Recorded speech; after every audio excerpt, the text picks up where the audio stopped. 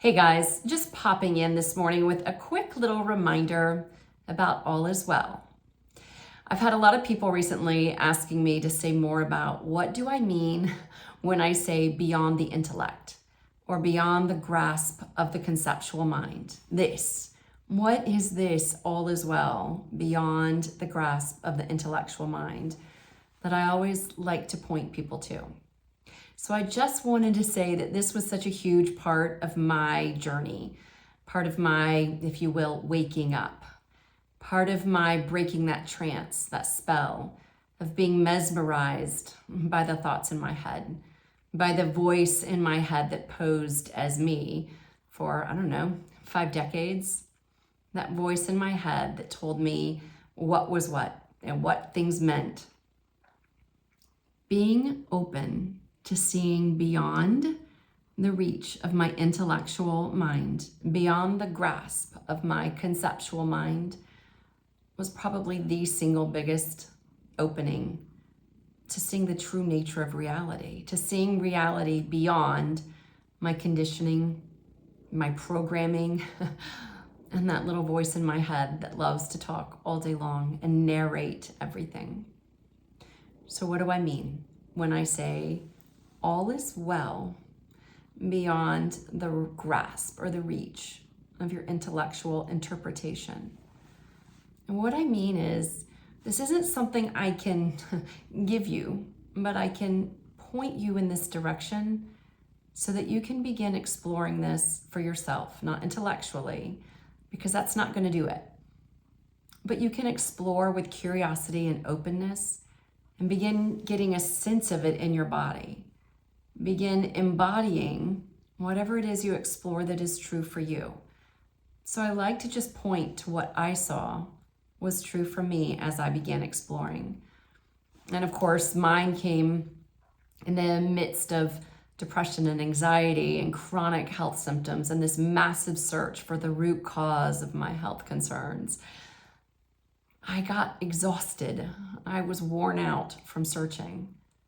And I was lucky enough to have someone point me in this direction. And they told me, Missy, I can't give this to you, but I can keep pointing this to you, pointing in this direction so that you can begin being still and exploring this, exploring it with that felt sense in your body, not just up in the mind where we've been pointed. So what is beyond the intellect? What is beyond the reach of that little conceptual mind? And for me, it helped to start with a lot of sort of reading and researching different neuroscientists. I wanted to understand exactly how this brain works, how those synapses fire, why certain things occur to us to say. Why is it that when we try so hard to remember something, we can't, but when we're in the shower singing a song, it comes to us? Why?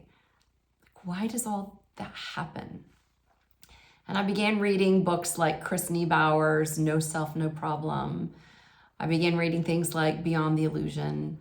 I loved getting my hands on as much neuroscience as I could so that I could see what is possible beyond what we've been taught as a culture, what we've been taught as a human race, to invest all of our energy, all of our beliefs, all of our trusting in this little conceptual computer and this little thing that talks all day. And I just was blown away when I realized that when I was really still and I just sort of let myself explore, I started getting physiological shifts in my body. And it was funny. One of the stories I love to tell is in the beginning when I was doing this exploration of like, what is this intelligence? What is this reality beyond my 5 senses?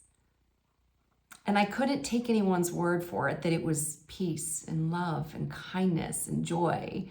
It was all the intelligence in the world that was living me, moving me, breathing me. I wanted to feel that for myself.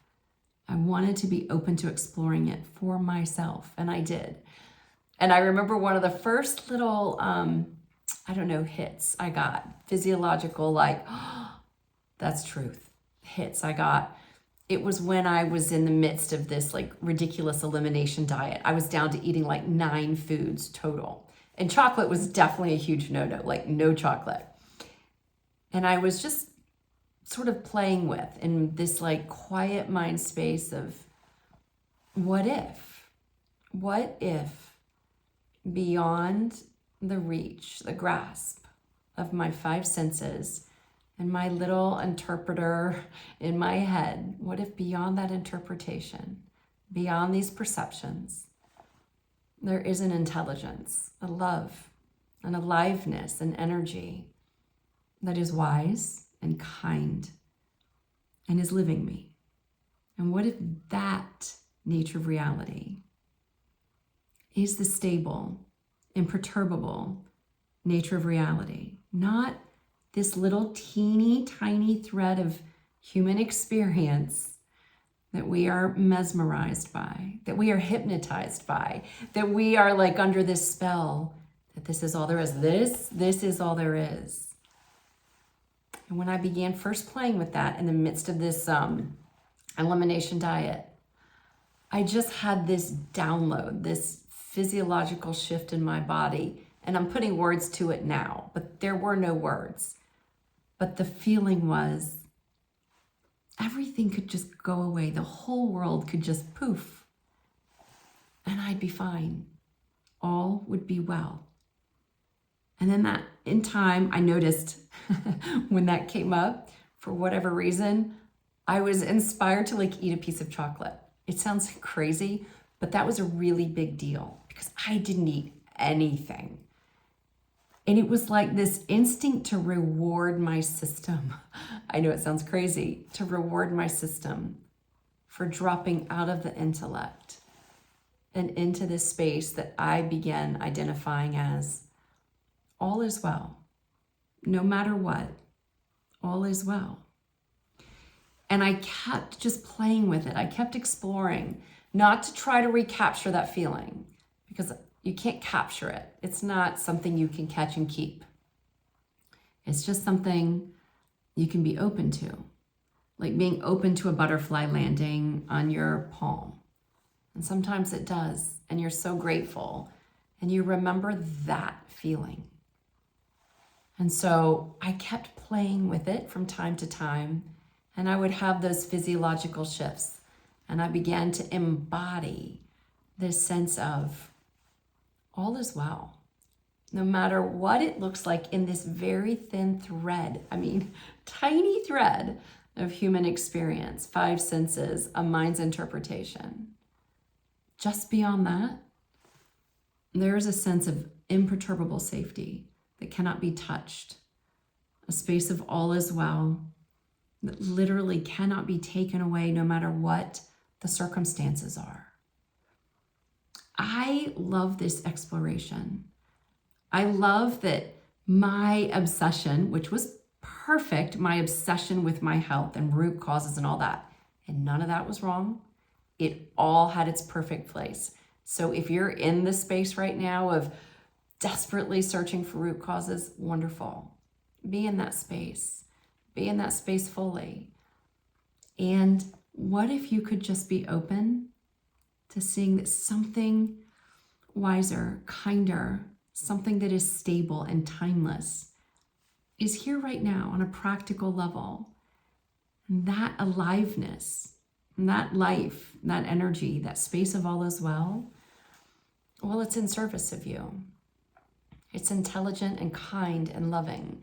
And again, this isn't something I can tell you, but I can point you in the direction so that it can be explored. What is beyond the grasp of your intellectual mind? It's pretty amazing what is beyond there. Endless possibilities, unlimited potential, unbelievable peace, causeless joy, the peace that passes all understanding, imperturbable joy. That's what's there, just beyond the reach of the mind, just beyond the grasp, the grabbiness of that little interpreter that lives in your head. I love this exploration. And I will say the one thing that really shifted for me when I began this is I stopped being so obsessed, which is where I was going before, with how do I fix this? How do I find the root cause? Or in my case, the root causes of like 20 different things doctors said was wrong. And my attention just naturally started shifting to what is the nature of reality? And ironically, when I just wasn't so focused on how do I protect this? How do I preserve this? How do I secure this? And started focusing on how has that job already been taken? How is this already on that job? There was just a relaxing. There was a feeling into this. So good luck, I should say. Maybe not good luck. Have fun. How about that? Have fun exploring. And remember, this isn't for the intellect. This isn't logical. This is something to embody, to open up to. And the answers are not in the answers. The answers are in the questions. What if? What if right now, beyond the grasp of your conceptual mind, all is well right now? And then don't go looking for the answer. Feel into the body. Feel in to the question, what if all is well? Thanks, guys.